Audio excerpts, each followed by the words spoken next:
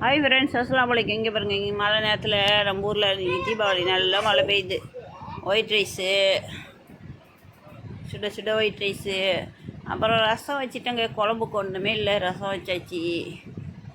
ரசம் வச்சு காய் ஆக்கியாச்சு. முட்டைக்கோசு பொரியல், முட்டைக்கோசு கேரட்டு பொரியல், முட்டை வறுவல்,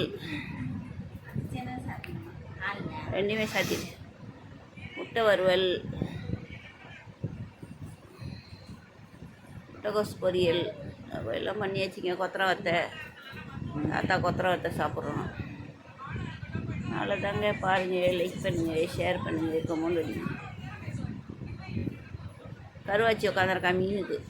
அது காலையிலே பச்சை மீன்லாம் போட்டுட்டேன்.